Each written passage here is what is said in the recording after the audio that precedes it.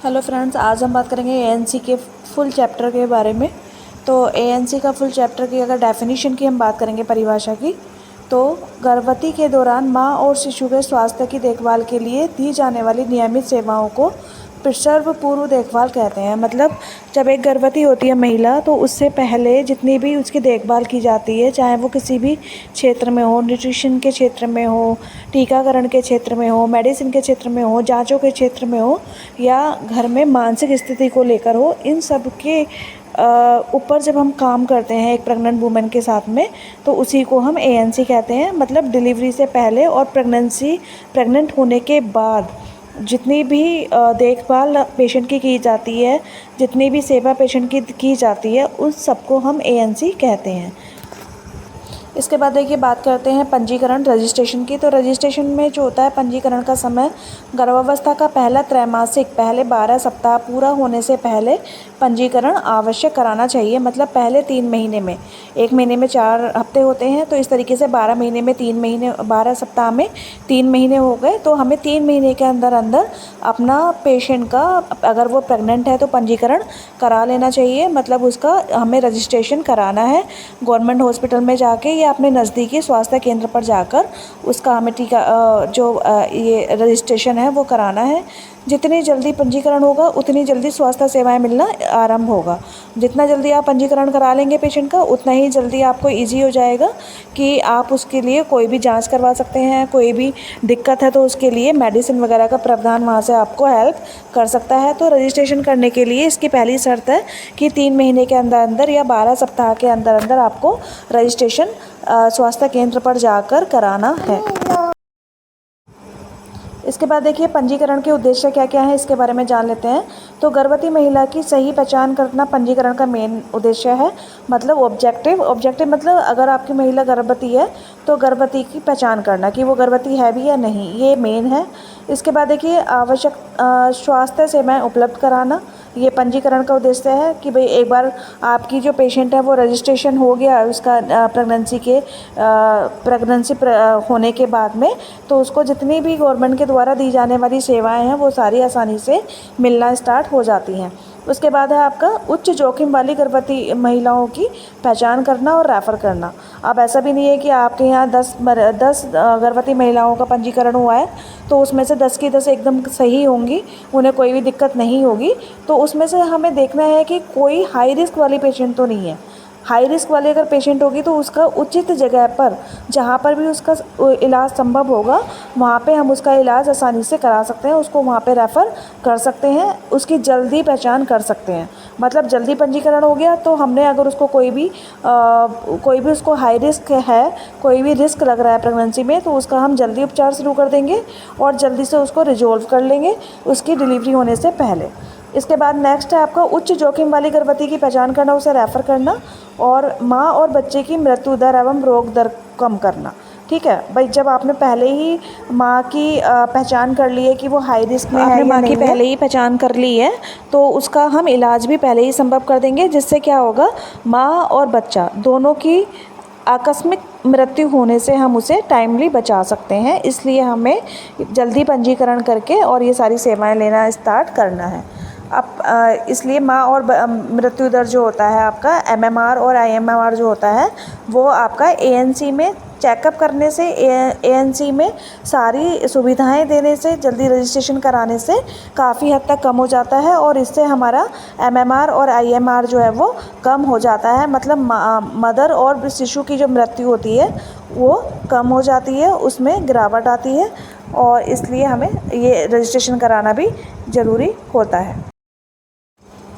अब बात करेंगे, देखिए, पंजीकरण के लिए आवश्यक जो जानकारी है वो क्या होनी चाहिए, ये भी आपको पता होगा तभी आप पंजीकरण करा पाएंगे। मतलब तो देखिए, सबसे पहले व्यक्तिगत जानकारी होनी चाहिए, आयु होनी चाहिए, आपको आपकी आयु का पता होना चाहिए, आपका नाम का पता होना चाहिए, आपका पता उसमें लिखा जाता है, आपका संपर्क नंबर उसमें लिखा जाता है। इतनी चीज़ें आपको लेकर जानी है पंजीकरण कराने से पहले।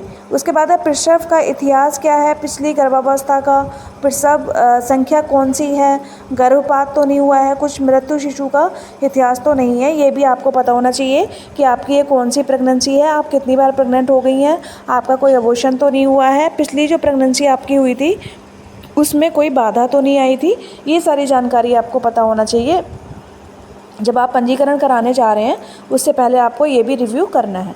इसके बाद आपको पता होना चाहिए आपकी मासिक धर्म का इतिहास, मतलब आपको लास्ट मेंस्ट्रुएशन पीरियड कब आया था, ठीक है, और आपका लास्ट मेंस्ट्रुएशन पीरियड कब आया था, उसके अकॉर्डिंग आपकी एक्सपेक्टेड डेट और डिलीवरी क्या होगी, मतलब आपके डिलीवरी होने की संभावना क्या हो सकती है या फिर क्या होगी। इसके अलावा है चिकित्सक इतिहास, आपको पता होना चाहिए कि किसी प्रकार का आपको रोग तो नहीं है ना, कोई आप मेडिसिन तो नहीं खा रहे हैं, जैसे कि आपका ब्लड प्रेशर तो नहीं है, आपको डायबिटिक तो नहीं है, आपको कोई कार्डियक प्रॉब्लम तो नहीं है। इस सब के बारे में भी आपको अपने बारे में पता होना है जब आप किसी भी फैसिलिटी पे अपने आप को पंजीकरण कराने जा रहे हैं उससे पहले। इसके बाद आपका पारिवारिक एवं सामाजिक आर्थिक स्थिति का भी आपको पता होना चाहिए। ये भी आपके पंजीकरण में लिखा जाता है कि आपकी पारिवारिक और सामाजिक आर्थिक स्थिति जो है वो किस तरीके की है और कौन से बैकग्राउंड से है। ये इतना चीज़ें आपको अच्छे से पता होना चाहिए जब आप एक पंजीकरण कराने के लिए स्वास्थ्य केंद्र पर जा रहे हैं। इसके बाद देखिए एएनसी पंजीकरण के समय की जांच कौन कौन सी होती हैं। जब आप पहली बार जाते हैं स्वास्थ्य से केंद्र पर अपनी जांच कराने के लिए, पंजीकरण कराने के लिए, तो आपको पहले आपका वज़न किया जाएगा, लंबाई की जाएगी, बीपी मापा जाएगा। इसके साथ में आपका हीमोग्लोबिन मतलब आपके ब्लड की जांच होगी, आप एनीमिक तो नहीं है, आपके अंदर खून की कमी तो नहीं है। आपके मूत्र की जांच होगी, आपके यूरिन की जांच होगी, उसमें प्रोटीन तो नहीं जा रहा है, शुगर तो नहीं जा रहा है, आपको प्रोटीन यूरिया तो नहीं है।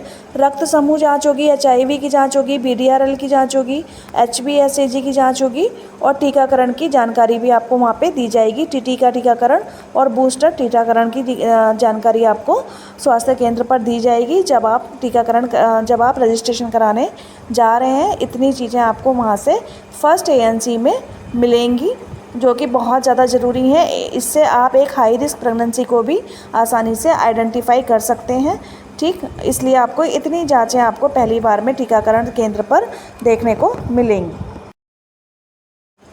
इसके बाद देखिए गर्भवती महिलाओं को सलाह क्या क्या मिलेगी वहाँ से। तो संतुलित आहार देना है, आयरन फोलिक एसिड की गोलियां देनी है। आयरन फोलिक एसिड की गोलियां बहुत ही ज़्यादा इंपॉर्टेंट होती हैं। इससे क्या होता है आपके बच्चे के जितने भी बॉडी के पार्ट्स होते हैं वो पूरी तरीके से सही सलामत बनने में हेल्प करती है। आपके फीटस के ऑर्गन्स को बनने में हेल्प करती है फोलिक एसिड, इसलिए इसकी कमी प्रेगनेंसी के टाइम पे नहीं होनी चाहिए। पर्याप्त आराम और व्यायाम की सलाह देंगे आपको, ठीक है। खतरे के लक्षणों की जानकारी देना है, जैसे तेज़ रक्तचाप होना, सूजन आना, तेज़ सिर में दर्द होना, पेट में दर्द होना आदि की जानकारी आपको, आदि के खतरों के लक्षणों की जानकारी आपको गर्भवती महिलाओं को देनी है। इसके बाद प्रसव के लिए स्वास्थ्य केंद्र से संपर्क की जानकारी देनी है कि अगर आपका प्रसव का टाइम करीब आ रहा है, आपको जो है वो डिलीवरी का टाइम आ रहा है, तो आपको प्रसव कहाँ पे कराना है। ट्रेंड लोगों से कराना है, एक्सपीरियंस्ड लोगों से कराना है, जिसके पास डिग्री हो, जो सीख कर आया हो, उन लोगों से कराना है, ताकि आपका प्रसव बहुत ही अच्छे से कंडक्ट हो जाए और मातृ मृत्यु दर या शिशु मृत्यु दर होने से हमें कमी आए, ठीक है। इसलिए आपको ट्रेंड स्टाफ से जो डिग्री होल्डर हो, जिसने पढ़ाई की हो, उसी से जो है ये जिसको स्किल्स आती हो प्रसव आपको अपना कराना है, मतलब डिलीवरी आपको वहाँ पे ही करानी है जहाँ पे ट्रेंड स्टाफ हो। इस बारे में आपको वहाँ से जानकारी तो सूजन जो है आपका बीपी का इंडिकेट करता है। ये सारे लक्षण जो होते हैं वो एक्लेम्सिया और प्री एक्लेम्सिया के लक्षण होते हैं, इसलिए इन सारी चीज़ों की जानकारी होना बेहद ज़रूरी है जब भी आप किसी फैसिलिटी पे जा रहे हैं। इसका देखिए सरल शब्दों में से कहेंगे कि गर्भावस्था का पहला एएनसी रजिस्ट्रेशन 12 हफ्ते में कराना है। इसमें माँ का पूरा इतिहास पता होना चाहिए, माँ की सारी जांचें, वजन, बीपी, खून की जांच, टीकाकरण, सारा कुछ इसमें दर्ज होना चाहिए। इसका उद्देश्य माँ और बच्चे को स्वास्थ्य सुरक्षित रखना होता है। आपका एएनसी के फर्स्ट रजिस्ट्रेशन पार्ट में इतना सब कुछ आपको आइडेंटिफाई वहाँ पे आसानी से हो जाएगा। और अगर यहाँ पे कोई भी कॉम्प्लिकेशन है या कोई भी हाई रिस्क प्रेगनेंसी आपको नज़र आ रही है तो उसका भी प्रॉपर मैनेजमेंट और ट्रीटमेंट, अगर आपको रेफ़र करने की ज़रूरत पड़ रही है तो रेफरल सिस्टम आपका फर्स्ट एएनसी पे अवेलेबल हो जाएगा। फर्स्ट एएनसी बहुत ही ज़्यादा कंपलसरी है, आपको ये करानी चाहिए। इसके बाद देखिए बात करेंगे history collection of pregnant women की। तो history collection of pregnant women में गर्भवती महिला का इतिहास लेने के लिए मुख्य बिंदु होते हैं। कौन कौन से बिंदु होते हैं। तो सबसे पहले व्यक्तिगत जानकारी, पर्सनल इन्फॉर्मेशन होना चाहिए, जिसमें आपको नाम, आयु, पता, आपका शिक्षा का स्तर क्या है, आप कितने पढ़े लिखे हैं, आपका पेशा क्या है, आप काम क्या करते हैं, आपकी नौकरी क्या है, आप मजदूरी करते हैं या कोई बिजनेसमैन है, ये सारी चीज़ें आपको इतिहास में पता होना चाहिए आपके गर्भवती महिला के। इसके बाद आपके वैवाहिक स्थिति के बारे में पता होना चाहिए और विवाह की अवधि के बारे में पता होना चाहिए कि आपकी शादी को कितने साल हो गए हैं, आपका वैवाहिक स्थिति चल कैसी रही है, अच्छी चल रही है, बुरी चल रही है, बहुत ज़्यादा कलेश होते हैं घर में, लड़ाई होती है, झगड़ा होता है। इससे काफ़ी हद तक हमें हमारी कंडीशन का पता चल जाता है, हमारी मानसिक स्थिति का पता चल जाता है, हमारे रिलेशन का पता चल जाता है कि हमारा रिलेशन ऐसा है तो हमारे रिश्ते पे उसका क्या इफ़ेक्ट हो सकता है या क्या असर पड़ सकता है, इसके बारे में हमें आइडिया लग जाता है। इसलिए ये सारी जानकारी होना भी बहुत ही ज़्यादा कंपलसरी होती हैं हिस्ट्री लेने के टाइम पर पेशेंट की। इसके बाद देखिए हम पता करेंगे ऑब्स्टेट्रिकल हिस्ट्री, मतलब उसकी महिला वाली जो हिस्ट्री है वो कैसी है, ठीक है। उसको मेंस्ट्रुएशन कब आए हैं, उसका लास्ट मेंस्ट्रुएशन पीरियड कब था, ठीक है, आखिरी महामारी उसको कब हुई थी, उसकी एक्सपेक्टेड डेट ऑफ डिलीवरी क्या होगी, मतलब ईडीडी उसकी क्या होगी, प्रसव होने की संभावित जो तिथि है वो क्या हो सकती है, महामारी का नियमित या अनियमित होना आपको पता करना है कि उसको रेगुलर जो है वो मेंस्ट्रुएशन आते थे या इर्रेगुलर थे। इर्रेगुलर में मतलब या तो उसको हर 15 दिन में आएंगे या फिर उसको 1.5 2 3 महीने के बाद आएंगे। तो अगर वो नॉर्मल नहीं आ रहे हैं तो उसको इरेगुलर बोलते हैं। अगर 3 महीने से ज़्यादा उसको गलत टाइम पे मैच्योरेशन पीरियड आ गए तो उसको हम इरेगुलर बोलते हैं। इसके बाद हम पता करेंगे अब तक हुई गर्भावस्थाएं कितनी हुई हैं, मतलब वो कितनी बार प्रेग्नेंट हुई है, कितने बच्चों को उसने जन्म दिया है, कोई बच्चा उसका एक्सपायर तो नहीं हुआ, किसी बच्चे के डिलीवरी होने में उसे दिक्कत तो नहीं आई, इन सब के बारे में हम उसको पता करेंगे। इसके बाद देखिए पता करेंगे पिछली गर्भावस्था का इतिहास पता करेंगे, सामान्य हुआ था या ऑपरेशन से हुआ था, किस तरीके से हुआ था, बच्चा स्वस्थ था या नहीं था, इस सारे के इन सब चीज़ों के बारे में हम पता करेंगे। उसके बाद जो है मातृ शिशु और गर्भपात या समय से पहले प्रसव का कोई इतिहास है तो उसके बारे में भी पता करेंगे कि भाई बच्चा पहले टाइम से पहले तो नहीं हो गया था कभी, या फिर उसका कोई गर्भपात तो नहीं हुआ, या फिर उसे जो है वो उसका जो इतिहास रहा है गर्भवती होने का वो कोई कॉम्प्लिकेटेड तो नहीं रहा है, इसके बारे में पता करेंगे। जीवित बच्चे की संख्या कितनी है इसके बारे में पता करेंगे। कई बार क्या होता है पेशेंट बता नहीं पाता है कि हम क्या पूछने वाले हैं, तो उसने बोल दिया कि भाई मैं 6 बार प्रेग्नेंट हुई हूँ और मेरे पास 2 बच्चे हैं, तो आपको खुद से समझना है कि भाई 2 बच्चे इसके पास जीवित हैं, 6 बार प्रेग्नेंट हुई है तो 5 डिलीवरी हुई होंगी, इसका मतलब 3 बच्चों का क्या हुआ, निधन हो गया। तो वो कैसे हुआ, कैसे मरे, मतलब डिलीवरी होते हुए मरे या बाद में किसी बीमारी से मरे, इन सब के बारे में आपको आसानी से पता ये हिस्ट्री से चल जाएगा। तो इतनी चीज़ें आपको उसमें पता होना अनिवार्य है। इससे आप काफ़ी हद तक उसकी जो है वो कॉम्प्लिकेशंस के बारे में और हाई रिस्क प्रेगनेंसी के बारे में पता कर पाएंगे, अगर आपको इतनी सी जानकारी वहाँ से मिल जाती है तो। इसके बाद देखिए पता करेंगे वर्तमान गर्भावस्था का इतिहास, मतलब प्रेजेंट प्रेगनेंसी हिस्ट्री उसकी कैसी है। गर्भावस्था की पुष्टि करने हेतु जांच के लक्षण पता करेंगे। लक्षण में क्या क्या देख सकते हैं आप, उसके पैरों पे सूजन तो नहीं है, उसको चक्कर तो नहीं आ रहे हैं, उसको सिर दर्द तो नहीं हो रहा है ना, उसको ईचिंग तो नहीं हो रही है, उसका वेट का जो है वो इंक्रीज हो रहा है या नहीं हो रहा, उसका जो स्टमक है, जो यूट्रस साइज है वो इंक्रीज हो रहा है या नहीं हो रहा, ये सारी चीज़ें पुष्टि आप वहाँ पे कर सकते हैं। इसके बाद आप क्या करेंगे, ANC विजिट की संख्या के बारे में पूछेंगे कि उसने अभी तक कितनी बार स्वास्थ्य केंद्र पर दिखाया है।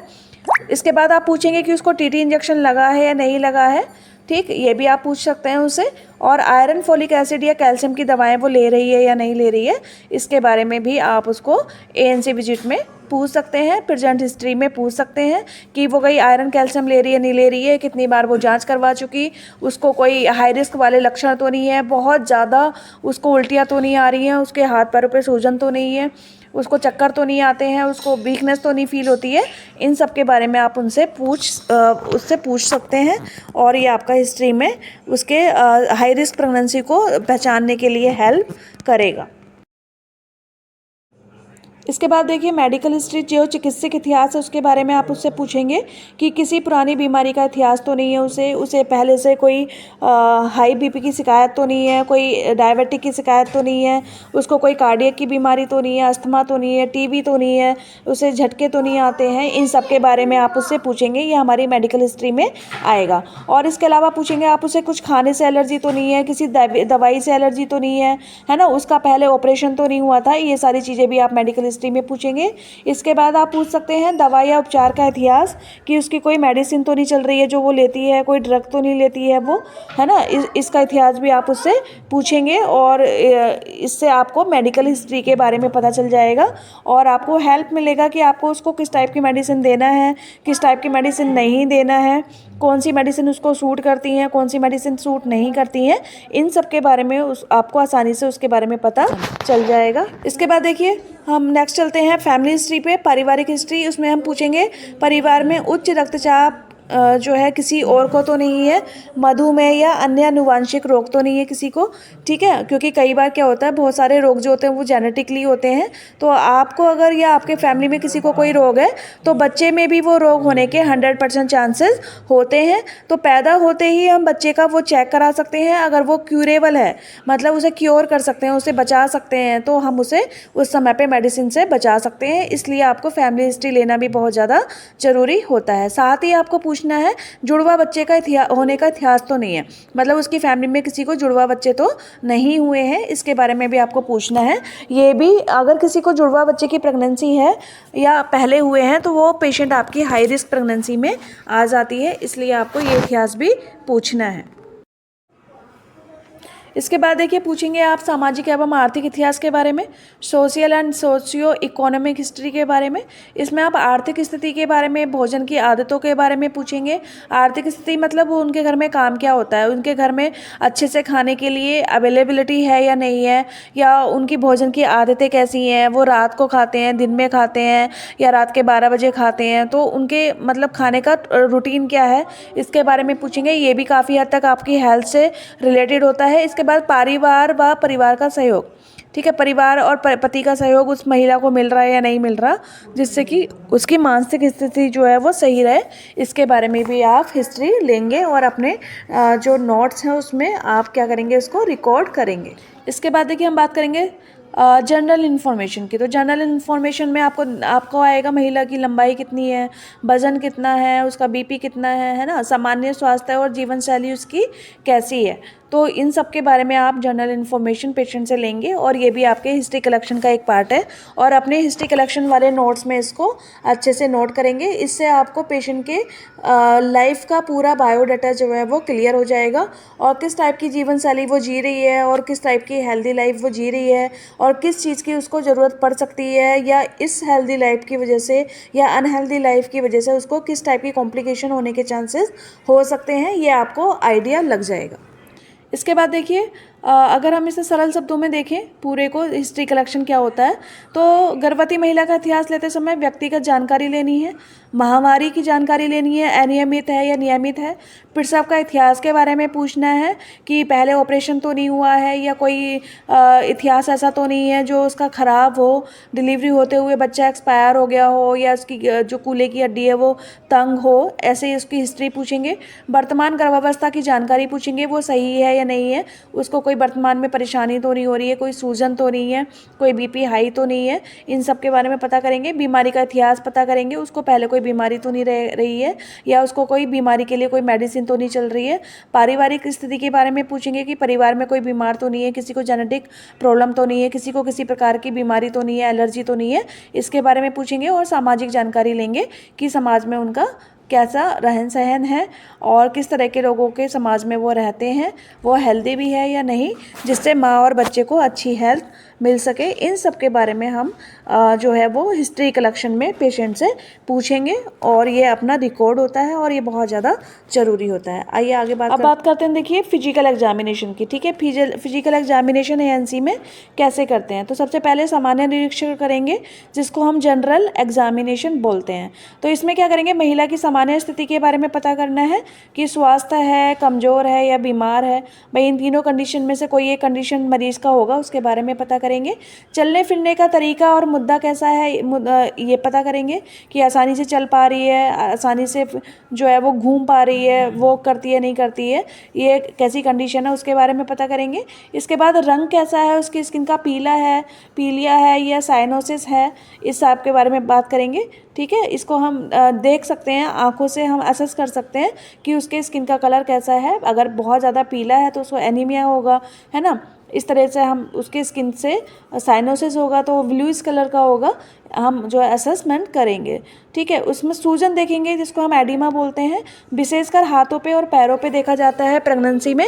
अगर हाथ और पैरों पे सूजन आ रहा है इसका मतलब उसको बीपी की शिकायत भी हो सकती है, और उसके यूरिन में यूरिन और प्रोटीनूरिया भी जो है वो जा सकता है, जिसकी वजह से उसको एक्लेम्सिया और प्री एक्लेम्सिया जैसी बीमारियाँ हो सकती हैं। ठीक है, बीमारी नहीं होती है, बेसिकली ये डिसऑर्डर होता है जो प्रेगनेंसी में ही होता है, उसके बाद और उसके पहले नहीं होता है। उसके बाद हम देखेंगे सांस लेने की कठिनाई तो नहीं हो रही है। अगर उसको सांस लेने में दिक्कत हो रही है तो हो सकता है उसको वीकनेस हो और थकान हो। अगर उसको जल्दी जल्दी हो रही है तो उसको वीकनेस हो, या फिर उसका HB कम हो, उसका हीमोग्लोबिन कम हो। इस चीज़ की पुष्टि आप इससे भी काफ़ी हद तक लगा सकते हैं। अगर उसका ये सब भी पूरा है तो हो सकता है कि वो न्यूट्रिशंस अच्छे से नहीं ले रही हो, खाना पीना अच्छे से नहीं खा रही हो, जिसकी वजह से उसको ये सारी प्रॉब्लम्स हो रही हैं। ठीक, इसके बाद देखिए वाइटल साइंस लेंगे, उसका जो महत्वपूर्ण संकेत हमें दिखाएगा। तो बीपी की जांच करेंगे वाइटल साइंस में, बीपी उसका ज़्यादा तो नहीं है। उसके बाद पल्स देखेंगे, दर और नियमित है, पल्स मतलब एक्यूरेट है या नहीं है, और उसी तरीके से चल रही है नहीं चल रही है। रेस्पिरेशन चेक करेंगे आप वाइटल साइंस में, रेस्पिरेशन आपका सामान्य है या बहुत ज़्यादा तेज़ है। सामान्य जो होता है एक एडल्ट का वो 16 से 20 होता है, तो 16 से 20 है या उससे ज़्यादा है या उससे कम है, इसके बारे में चेक करेंगे। उसका टेम्परेचर चेक करेंगे कि बुखार की स्थिति तो नहीं है। तो 98.6 डिग्री फ़ारेनहाइट जो होता है आपका नॉर्मल टेम्परेचर होता है। अगर उससे ज़्यादा है तो हो सकता है उसको टेम्परेचर की शिकायत हो।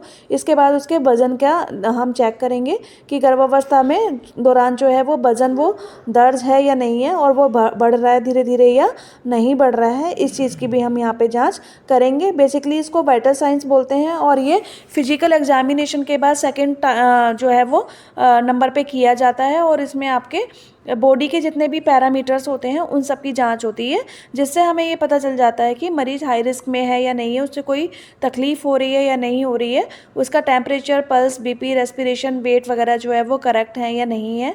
और ये भी पता चल जाता है कि इस समय पे करेक्ट है तो आने वाले टाइम में जब हम करेंगे तो वो किस तरीके से शो हो रहा है। अगर सेम शो हो रहे हैं तो ठीक है, सेम शो नहीं हो रहे हैं तो वहाँ पे कोई ना कोई प्रॉब्लम हो सकती है। इसके बाद देखिए सिर और गर्दन की जांच करेंगे, examination of head and neck, जो कि बहुत ज़्यादा ज़रूरी है। ये भी प्रेगनेंसी में होने वाली एक जांच है, जिसमें हम आंखें चेक करते हैं पेशेंट की कि उसमें एनीमिया तो नहीं है। अगर एनीमिया होगा तो आंखों में येलोइश कलर आपको दिखाई देगा, पीलापन दिखाई देगा, और पीलिया उसको हो सकता है अगर उसके अंदर खून की कमी है। इस चीज़ की भी हम जाँच करेंगे।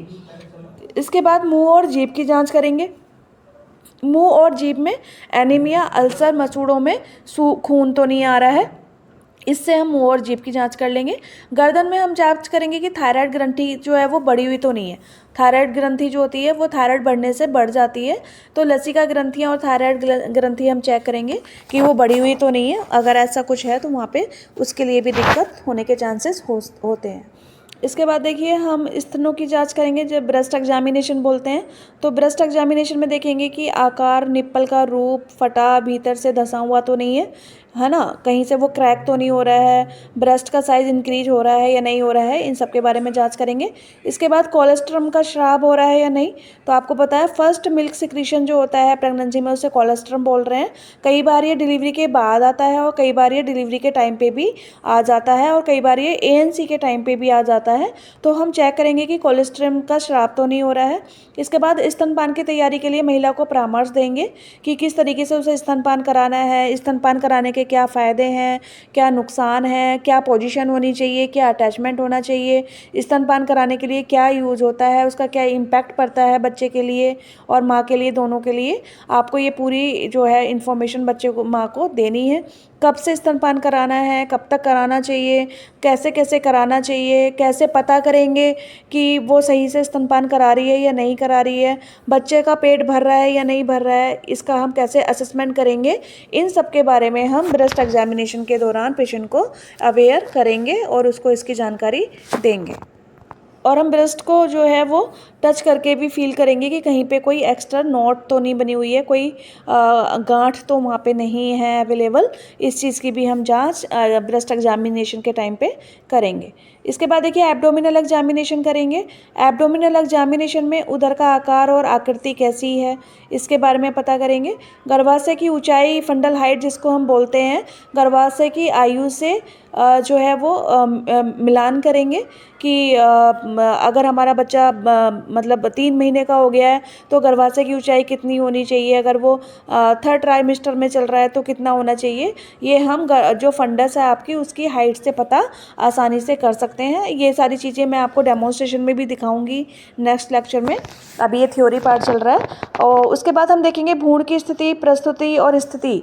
ठीक है, लियोप्लोड्स एंड मैन्यूवर्स क्या क्या होते हैं, कैसे होते हैं, और वो सही से काम कर रहे हैं, वो सही से डेवलप हो रहे हैं या नहीं हो रहे हैं, ये भी हम आपको एब्डोमिनल एग्जामिनेशन में चेक कर सकते हैं।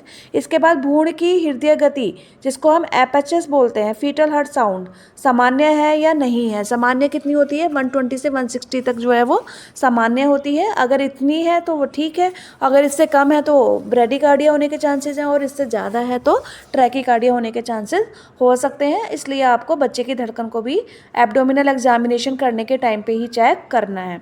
इसके बाद किसी प्रकार की असामान्यता अगर वहाँ पे आपको दिख रही है, जैसे जुड़वा बच्चे जैसे फील हो रहे हैं, आपको 2-2 धड़कनें आ रही हैं, है ना, हाइड्रो एमनियोज आपको लग रहा है, पानी की कमी लग रही है, बच्चा आपका फ्लोएट नहीं कर रहा है, क्विकनिंग नहीं हो रही है, घूम नहीं पा रहा है, तो इससे आप ये असेसमेंट कर सकते हैं कि हो सकता है वहाँ पे ओलिगोहाइड्रोमनियाज हो, जिसकी वजह से पानी बहुत ज़्यादा कम हो, और पानी कम होने की वजह से बच्चा जो है वहाँ पे मूव नहीं कर पा रहा हो। तो ये सारी चीज़ें आप एब्डोमिनल एग्जामिनेशन के दौरान करेंगे। ठीक है, इसके बाद फंडल हाइट आप चेक कर सकते हैं। ठीक, इसके बाद देखिए मूत्र और रक्त की जांच करेंगे, investigation at time of exam. ठीक है, आप क्या करेंगे, आप यूरिन परीक्षण करेंगे, यूरिन में देखेंगे शुगर और प्रोटीन संक्रमण तो नहीं हो रहा है। ठीक है, नहीं जा रहा है। अगर प्रोटीन और शुगर आपका यूरिन में जा रहा होगा तो आपको बीपी की शिकायत रह सकती है। इसके बाद देखेंगे आप रक्त, हीमोग्लोबिन, एचआईवी जांच करेंगे, बीडीआरएल की जांच करेंगे, एचबीएसएजी जांच करेंगे। ये सारी जांचें आप ब्लड इन्वेस्टिगेशन में करेंगे, जो कि बहुत ज़्यादा ज़रूरी हैं, और ये फर्स्ट एएनसी में ही कंडक्ट करा दी जाती हैं। इसलिए फर्स्ट एएनसी मतलब फर्स्ट रजिस्ट्रेशन कराना बहुत ज़्यादा ज़रूरी होता है। इससे आप अगर टाइमली जांच करा लेते हैं तो बहुत बड़े कॉम्प्लिकेशन से अपने मरीज को पहले ही क्योर कर सकते हैं। इसके बाद देखिए हम करेंगे अंगों की जांच, एग्जामिनेशन ऑफ लिम्स। सूजन तो नहीं है कहीं पे ऐठन तो नहीं है, कहीं पे कोई नोट तो नहीं बनी हुई, कहीं पे कोई सिस्ट तो नहीं दिख रही है। नसों का उभार कैसा है, वेरिकोज वेन कैसी हैं। वेरिकोज वेन मतलब कहीं पे क्रैम्पिंग तो नहीं होती है, जैसे कि आप बोल देते हैं कि नस पे नस चढ़ जाना, है ना, पैर की नस में या हाथ की नस में दर्द हो जाना, उसकी हम जांच करेंगे कि अगर कहीं पे वेरिकोज वेन होगी, कहीं पे प्रेशर पड़ रहा होगा वेन पे, तो आपको नस का उभरना जैसा फील हो सकता है, वहाँ पे सीवियर पेन हो सकता है, आपको अनबियरेबल पेन हो सकता है। इस चीज़ की भी जांच करेंगे। किसी प्रकार की दर्द या कमजोरी तो नहीं है, ये भी आप एग्जामिनेशन ऑफ लिम्ब में चेक करेंगे। ठीक है, इसके बाद अब देखिए इसको अगर हम शॉर्ट में बात करें तो एएनसी की जो शारीरिक जांच होती है उसमें मुख्यतः हमें संकेत मिलता है, महत्वपूर्ण संकेत मिल जाते हैं किसी भी प्रकार की हाई रिस्क होने से, किसी भी प्रकार की दिक्कत होने से, जिसमें हम जो सिर, गर्दन, स्तन, उदर, अंग, मूत्र और रक्त की जांच करते हैं। और इसका उद्देश्य जो होता है वो गर्भावस्था के सामान्य और सामान्य लक्षणों को पहचान करना होता है, ताकि समय रहते उचित देखभाल और उपचार मिल सके और हम उसका समय रहते इलाज कर सकें, और किसी भी प्रकार के हाई रिस्क में जाने से मरीज़ को पहले ही प्रिवेंट कर सकें और उसको अच्छी जो है वो सेवा दे सकें। अगर उसको रेफ़र करने की ज़रूरत है, हायर सेंटर पे उससे इलाज की ज़रूरत है, तो वो भी हम टाइम से उसको करा सकें। इसलिए हमें एएनसी जांच करना बहुत ज़्यादा कंपलसरी हो जाता है। इसके बाद देखिए हम नेक्स्ट चलते हैं रूटीन इन्वेस्टिगेशन फॉर एएनसी के लिए। तो रूटीन इन्वेस्टिगेशन में आप देखेंगे कि सबसे पहले आपको हीमोग्लोबिन कराना है एनीमिया की पहचान के लिए, ब्लड ग्रुप कराना है आरएस टाइपिंग के लिए, ब्लड शुगर टेस्ट कराना है फास्टिंग रैंडम डायबिटीज की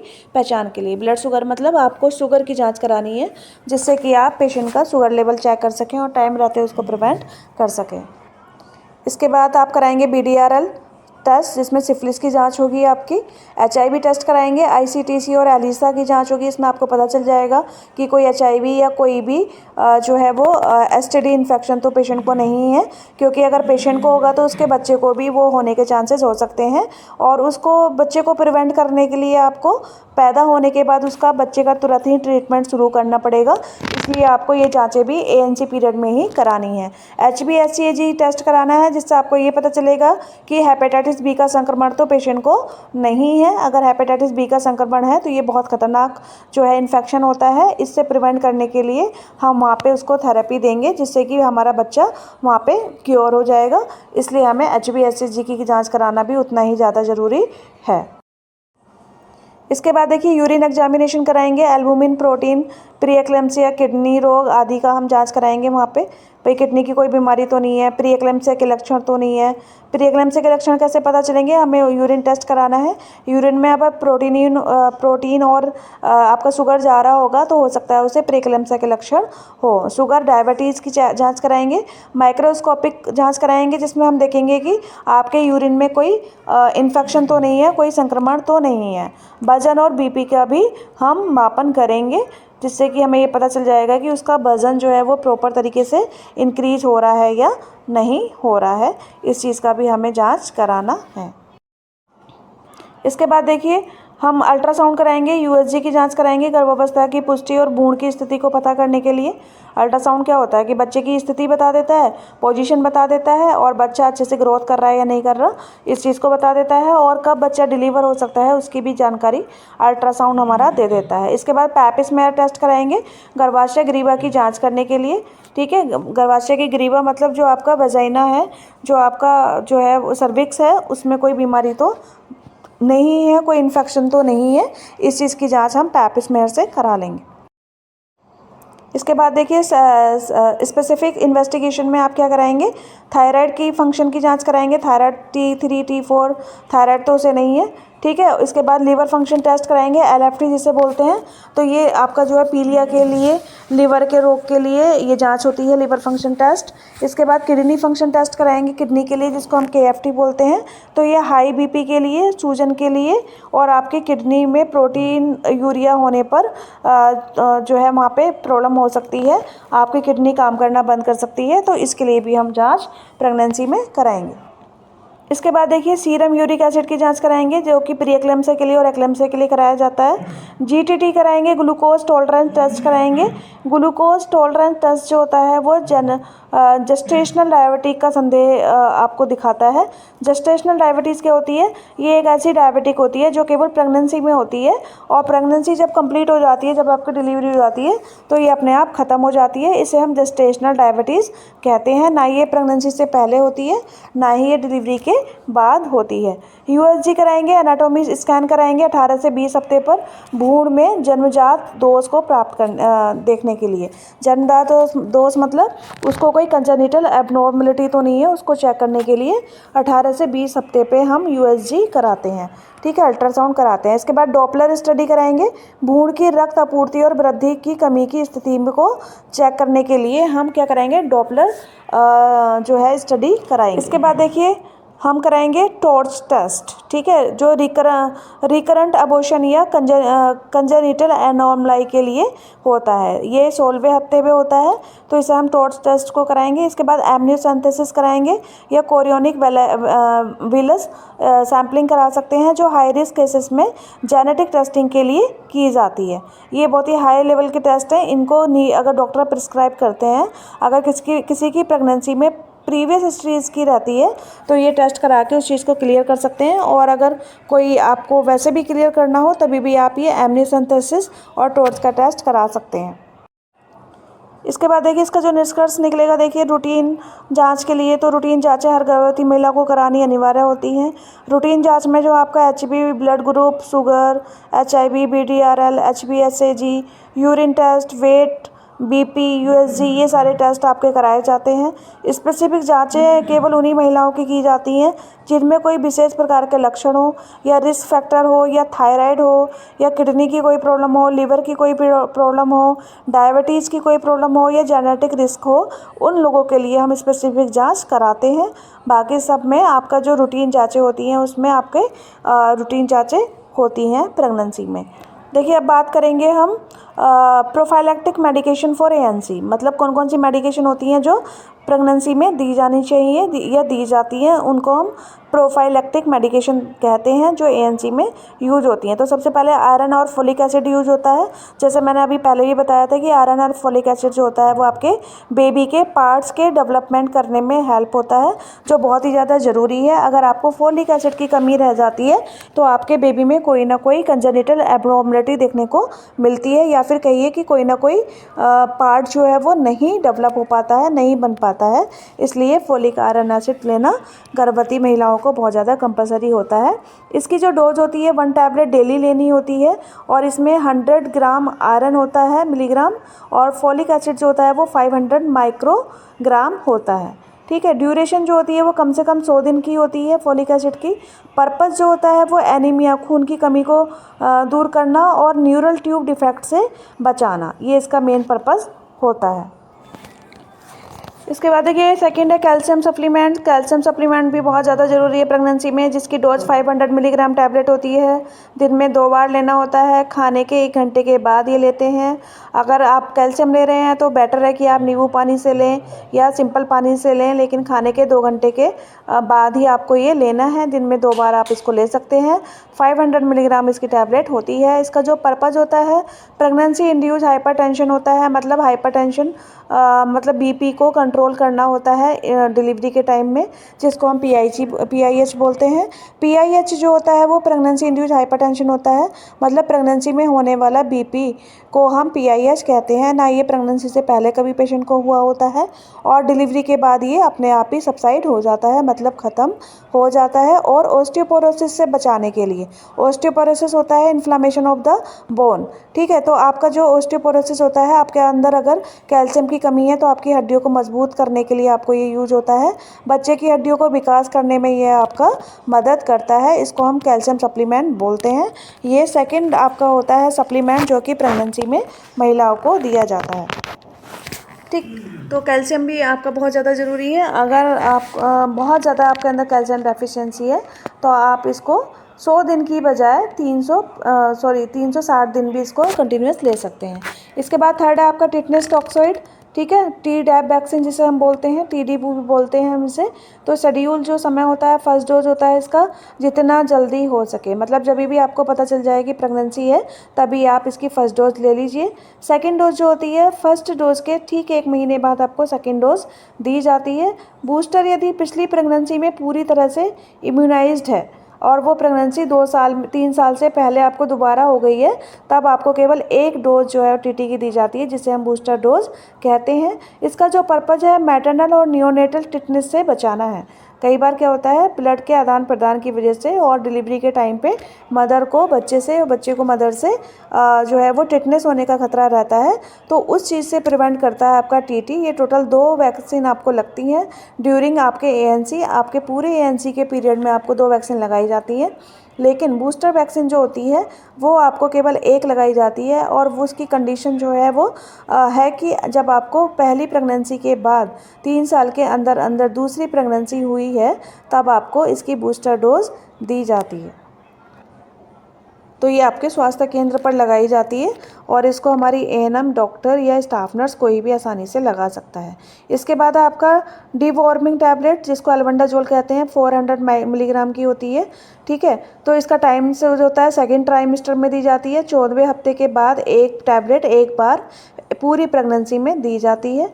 इसका जो पर्पज़ है वो वॉर्म इन्फेस्टेशन से है, मतलब जो पेट के अंदर कीड़े होते हैं, जो आपकी स्किन के अंदर इन्फेक्शन होता है, और आयरन को एब्जॉर्ब करने में ये हेल्प करती है, इसलिए इसको डिवॉर्मिंग टैबलेट कहते हैं। इसको लेना भी बहुत ही ज़्यादा ज़रूरी है, जो कि आपके सेकेंड ट्राइमेस्टर में दी जाती है। इसके बाद देखिए मलेरिया प्रोफाइलैक्सिस, जहाँ मलेरिया एडेमिक एरिया हो वहाँ पे मलेरिया प्रोफिलैक्सिस मेडिसिन दी जाती है प्रेग्नेंट मदर को। तो ड्रग जो है सल्फाडिक्सोन एंड पायरीमिथ्रिन, IPTP बोलते हैं इसे, ये भी सेकेंड ट्राइमेस्टर में आपको दी जाती है। इसका जो पर्पज़ है मैटरनल और कंजेनिटल मलेरिया से बचाना है, मतलब मदर को और बच्चे को दोनों को किससे बचाना, मलेरिया होने से बचाना इसका पर्पज़ होता है, ठीक है, सल्फाडॉक्सिन। इसके बाद देखिए एंटी डी RH इम्यूनोग्लोबिन बोलते हैं इसे, रोगाम भी बोलते हैं। तो एंटी-डी जो है केवल उन महिलाओं को दिया जाता है जिनका ब्लड ग्रुप निगेटिव होता है, मतलब फादर का अलग होता है, मदर का अलग होता है, उन लोगों को एंटी-डी दिया जाता है। टाइम इसका 28 वीक पर दे देते हैं या फिर डिलीवरी के बाद 72 घंटे के अंदर अंदर इसको दिया जाता है। अगर बेबी RH पॉजिटिव हो तब, मतलब मदर निगेटिव हो और बेबी अगर पॉजिटिव हो तब एंटी-डी का इंजेक्शन दिया जाता है। पर्पज़ इसका है RH इनकम्पैटिबिलिटी और हीमोलाइटिक डिजीज ऑफ न्यूबॉर्न से बचाना। अगर कोई भी प्रकार की हीमोलाइटिक डिजीज बच्चे को हो जाए तो उससे बचाने में आपका एंटी-डी जो है वो हेल्प करता है।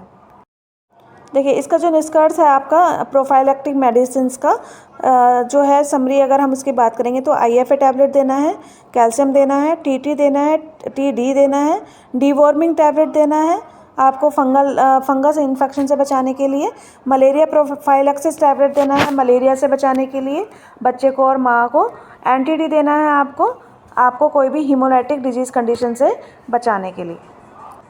इसके बाद देखिए बात करेंगे need based health information and guidance की, ठीक है। Need based health information guidance क्या होता है, तो देखिए न्यूट्रिशन, सबसे पहले रोज़ाना संतुलित आहार लेना है, हरी सब्जियां, दाल, दूध, अंडा, मांस, फल लेना है। इसके बाद आयरन, फॉलिक एसिड की गोलियां रोज़ खानी है ताकि खून की कमी ना हो। कैल्शियम की गोलियां दिन में 2 बार से लेना है ताकि हड्डियां मजबूत रहें, BP की समस्या ना हो। ज़्यादा मसालेदार और बाहरी खाना नहीं खाना है। पर्याप्त मात्रा में आपको पानी पीना है जिससे कि आपको कॉन्स्टिपेशन और ओलिगोहाइड्रोमिनास की प्रॉब्लम क्रिएट ना हो।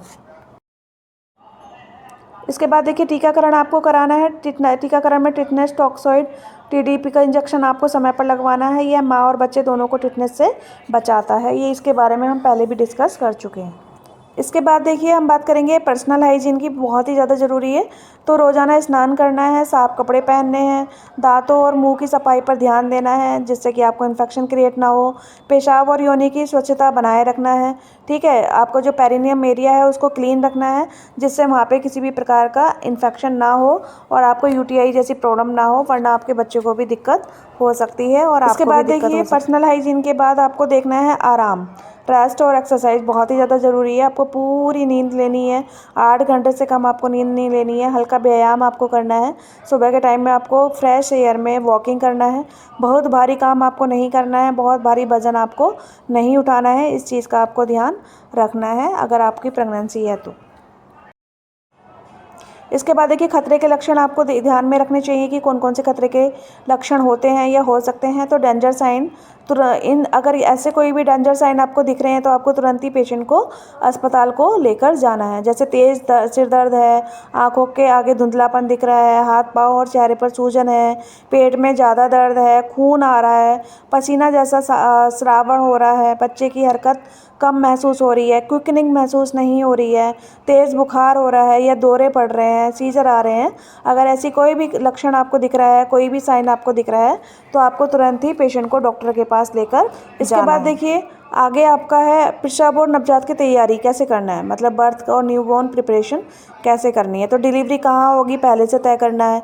इमीडिएट आपको नहीं तय करना है कि आपको अगर उसको लेबर पेन हो रहे हैं तो कहाँ लेकर जाएं, पहले से आपको तय करके रखना है कि अगर इस टाइप की कंडीशन कोई भी होती है तो आपको पेशेंट को कहाँ पर लेकर जाकर डिलीवरी करानी है, ये आपको पहले से डिसाइडेड होना चाहिए। इसके बाद इमरजेंसी ट्रांसपोर्ट गाड़ी की व्यवस्था आपको पहले से ही रखनी है।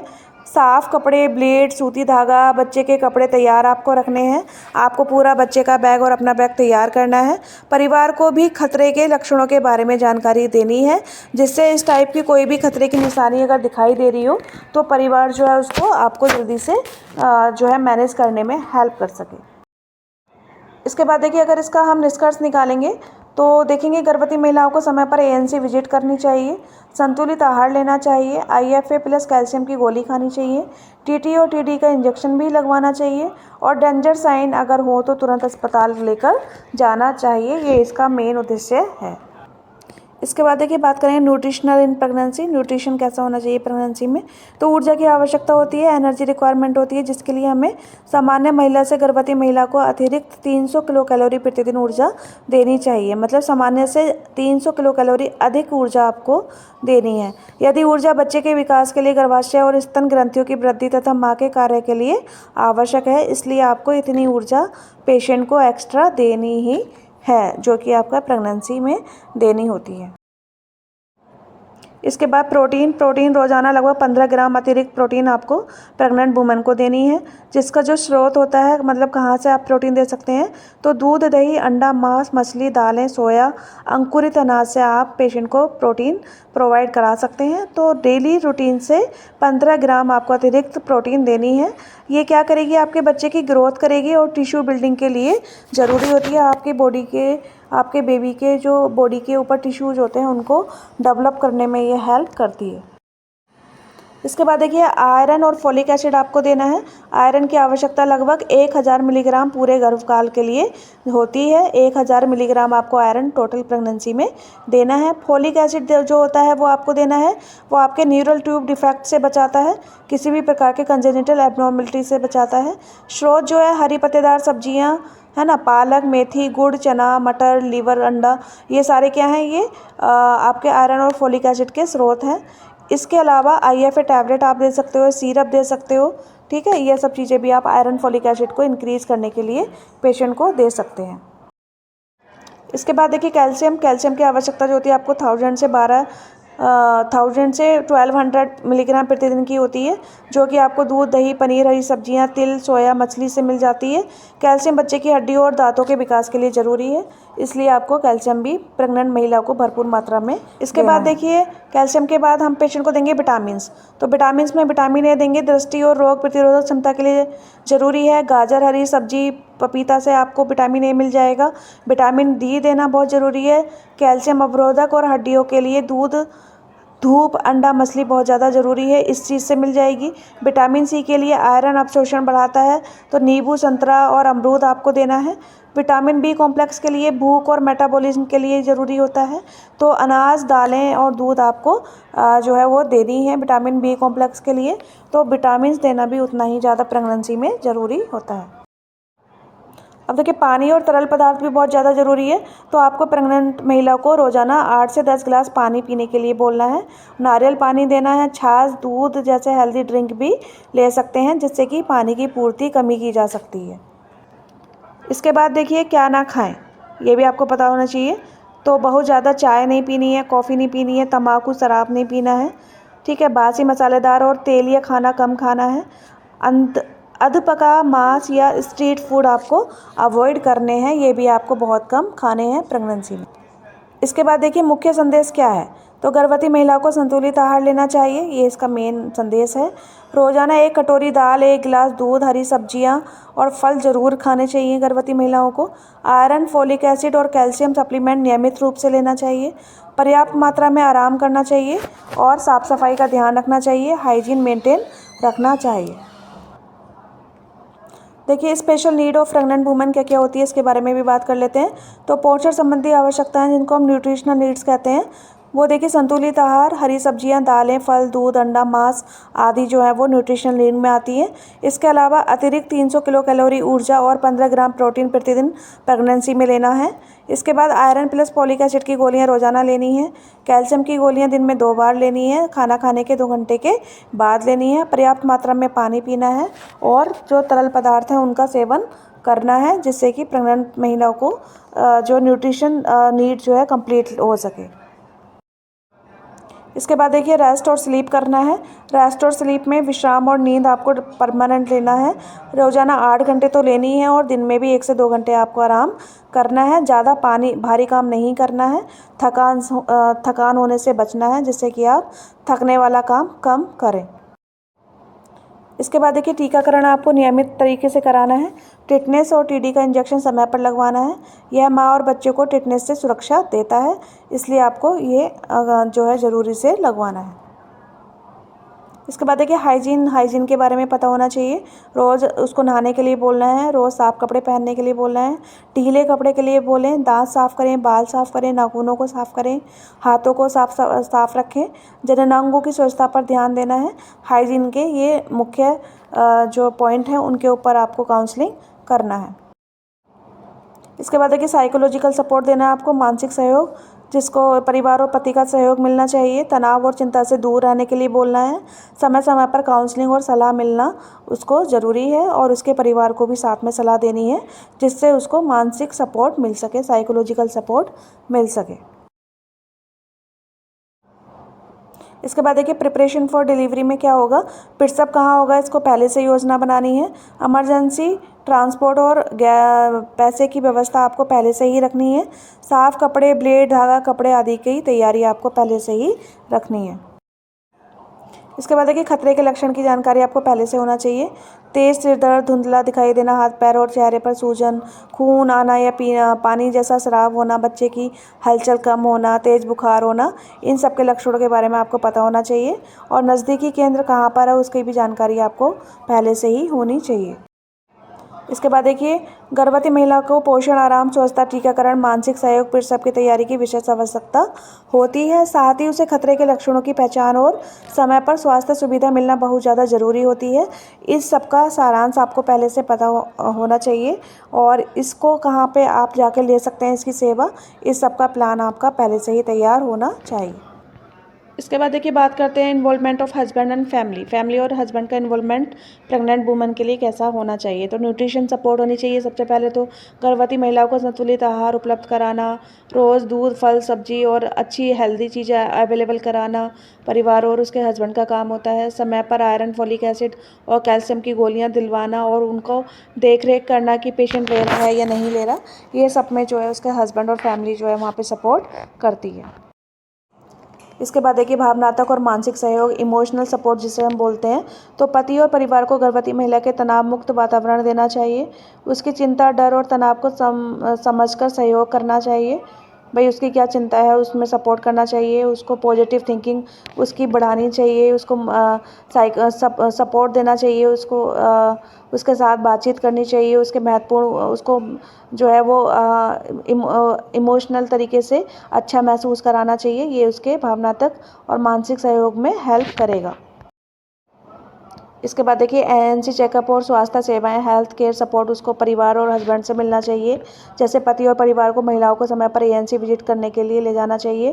टीकाकरण कराना चाहिए, रूटीन जांच करानी चाहिए, उसकी खतरे के लक्षण से अवेयर होना चाहिए, फैमिली को भी, हस्बैंड को भी और पेशेंट को भी। इसके बाद देखिए घर के काम और आराम, हाउस होल्ड और रेस्ट सपोर्ट भी उसको मिलना चाहिए। गर्भवती महिलाओं को भारी काम और तनावपूर्ण कामों से मुक्त रहना चाहिए। घर के कामों में उसकी मदद करनी चाहिए। पर्याप्त आराम देने की उसे सलाह देनी चाहिए और पर्याप्त नींद लेने के लिए भी उसे प्रेरित करना चाहिए। बेसिकली अगर हस्बैंड और उसके घर वालों को उसकी प्रेगनेंसी के बारे में ये सारी चीज़ें पता होंगी तो उसको इन सारी कामों में जो है वो राहत मिलने का जो है वहाँ पे चांस मिलेगा। इसके बाद देखिए प्रसव और आपातकालीन की तैयारी उसको पहले से ही करनी चाहिए।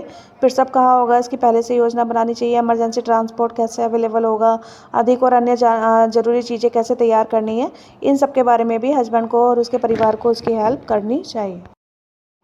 इसके बाद देखिए नवजात शिशु की देखभाल कैसे करनी है, ये भी उसके परिवार को और हस्बैंड को पता होना चाहिए। परिवार को माँ के साथ मिलकर बच्चे की देखभाल करनी चाहिए। शुरुआती 6 महीने तक केवल माँ का दूध पिलाना चाहिए, जिसको एक्सक्लूसिव ब्रेस्ट फीडिंग बोलते हैं। उसमें उसको प्रेरित करना चाहिए। माँ को पर्याप्त आराम और पौष्टिक आहार देना चाहिए। ये भी उसकी फैमिली और उसके हस्बैंड को करना पड़ेगा। इसके बाद देखिए इसका जो मुख्य जो ऑब्जेक्टिव है ये सारी चीज़ों का, वो है पति और परिवार की सक्रिय भागीदारी से गर्भवती महिला स्वस्थ रहती है और सुरक्षित प्रसव होता है। गर्भवती महिला अकेली जिम्मेदार नहीं है, पूरा परिवार उसकी सुरक्षा और देखभाल के लिए जिम्मेदार होना चाहिए। इसलिए आपको इन सारी चीज़ों में परिवार को भी इन्वॉल्व करना है। इसके बाद देखिए आपका identification of high risk case and referral system. High risk pregnancy की परिभाषा, ऐसी गर्भवती जिसमें माँ या शिशु को गंभीर जटिलताओं का खतरा सामान्य गर्भावस्था से अधिक होता है। ऐसी महिलाओं को नज़दीकी सीएचसी, डिस्ट्रिक्ट हॉस्पिटल या उच्च स्तरीय स्वास्थ्य केंद्र पर रेफर करना जरूरी होता है। इसके बारे में पता होना चाहिए कि अगर उसको हाई रिस्क है, अगर उसको कोई भी जो है वो जटिलता हो रही है तो उसको कहाँ पे हमें रेफ़र करना है, इस चीज़ की जानकारी पता होना चाहिए। ये आपके हाई रिस्क केसेस में और रेफरल सिस्टम में आएगा। इसके बाद देखिए माँ से संबंधित जो है वो एज मतलब 18 से कम है तो वो आपका हाई रिस्क में आएगा। पिछला प्रसव अगर आपकी ऑब्स्टेट्रिकल हिस्ट्री में बार बार गर्भपात हुआ है वो भी आपका हाई रिस्क में आएगा। अगर कोई बच्चा जो है वो एक्सपायर हुआ है वो भी आपका हाई रिस्क में आएगा। समय से पहले अगर प्रसव है, प्री टर्म डिलीवरी हुई है तो वो भी हाई रिस्क में आएगा। और अगर आपको पहले डिलीवरी में सिजेरियन सेक्शन हुआ है मतलब आपका ऑपरेशन हुआ है तो वो भी आपका हाई रिस्क में ही आता है। इसके बाद देखिए शिशु से संबंधित जो होता है वो बच्चे की गति, फीटल मूवमेंट अगर कम है तो भी हाई रिस्क में आएंगे। गर्भ में बच्चे की अनियमित स्थिति है जिसको हम माल प्रेजेंटेशन कहते हैं, जैसे उसका जो पोजीशन है वो ठीक नहीं है, ब्रीच पोजीशन है, ट्रांसवर्स पोजीशन है, तो वो भी आपका हाई रिस्क स्थिति में ही आएगा। इसके बाद गर्भावलोकन आयु से बड़ा या छोटा है, मतलब जो उसका जेस्टेशनल एज है, जो उसका बच्चे का ग्रोथ है वो अगर कम है तो वो भी हाई रिस्क में आएगा। इसके बाद मल्टीपल प्रेगनेंसी है, अगर 2 या 3 प्रेगनेंसी से ज़्यादा बार प्रेगनेंसी हुई है तो हाई रिस्क में आएगा। ओलिगोहाइड्रोमिनाज या पॉलीहाइड्रोमिनाज मतलब पानी ज़रूरत से ज़्यादा या ज़रूरत से कम है आपके यूट्रस में, जिसमें बच्चा फ्लोएट नहीं कर पा रहा है तो वो भी आपका हाई रिस्क में ही आएगा। इसके बाद देखिए रेफरल सिस्टम, तो महिलाओं को तुरंत सीएससी से डिस्ट्रिक्ट हॉस्पिटल पे रेफ़र कर सकते हैं। इसके बाद रेफरल स्लिप जो है वो पूरी तरीके से भरी हुई होनी चाहिए। अगर आपने उसे पहले से कोई मेडिसिन दी है तो वो भी उसमें मेंशन होना चाहिए कौन सी मेडिसिन दी है। परिवार के खतरे के लक्षण उसमें मेंशन होने चाहिए रेफर स्लिप में। इमरजेंसी ट्रांसपोर्ट 108 या 102 की व्यवस्था आप उसको ले जाने के लिए कर सकते हैं, ये भी आपके रेफरल सिस्टम में ही आता है।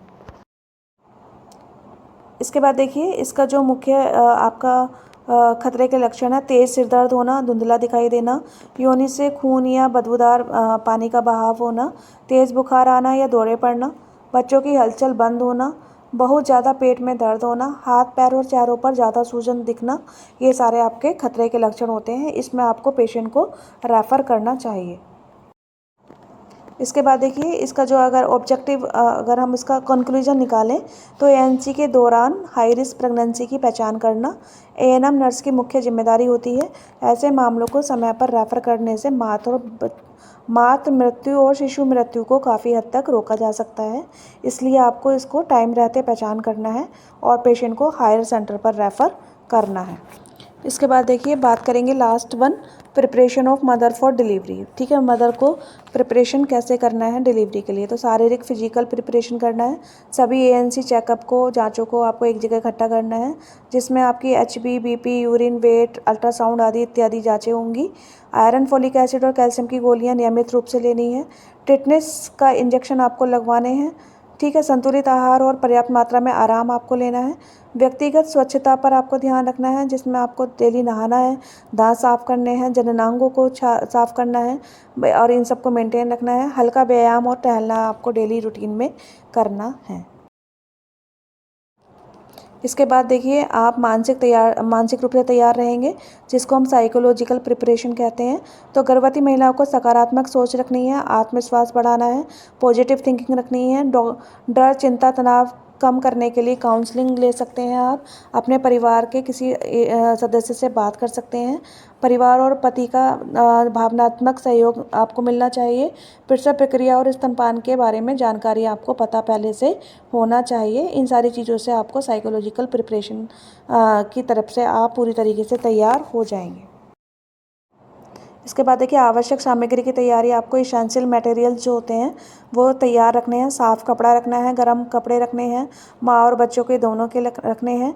नया ब्लेड रखना है, सूती धागा रखना है, कॉटन रखनी है, साबुन, तौलिया, सैनिटरी पैड्स आपको रखने हैं। नवजात के कपड़े, टोपी और कंबल आपको रखना है। सभी एएनसी रिपोर्ट्स और कार्ड आपको साथ में लेकर जाना है जब भी आपको डिलीवरी की प्रिपरेशन आप करते हैं। इसके बाद देखिए प्रसव की योजना, बर्थ प्लानिंग कैसे होती है, प्रसव कहाँ होगा ये आपको पता होना चाहिए। पीएचसी पे होगा, सीएचसी पे होगा या डिस्ट्रिक्ट पे होगा या किसी प्राइवेट हॉस्पिटल में आपको कराना है या पहले से तय आपको करना है। इमरजेंसी ट्रांसपोर्ट 108 और 102 के बारे में आपको पता होना चाहिए। और कैसे आप उसको बुक कर सकते हैं ये आपको पहले से पता होना चाहिए। आर्थिक तैयारी, अस्पताल खर्चा, दवाई खर्चा, ज़रूरी चीज़ों का इंतज़ाम के लिए पैसा आपको पहले से ही रखना है। परिवार के किसी सदस्य को प्रसव के समय साथ जाने के लिए तैयार भी आपको रखना है कि कोई अच्छा जो आपकी देख रेख कर सके, आपको सपोर्ट कर सके, ऐसा कोई इंसान आपको पहले से तैयार करके रखना है। इसके बाद देखिए, अगर हम इसके कंक्लूजन की बात करें तो गर्भवती महिला की शारीरिक, मानसिक, सामाजिक और आर्थिक तैयारी होना बहुत ज़्यादा ज़रूरी होता है। इससे आपकी सेफ डिलीवरी होगी, जिससे आपका मदर और बेबी दोनों ही हेल्दी रहेंगे। ये थी कंप्लीट ANC चेकअप की कंप्लीट नोट्स विथ थ्योरी। आपको पसंद आए हो तो प्लीज़ लाइक करें, सब्सक्राइब करें और सपोर्ट करें। और कंप्लीट कोर्स ANM का हिंदी में थ्योरी के साथ, लेक्चर के साथ यहाँ पर अवेलेबल आपको कराएंगे। लाइक कर दें।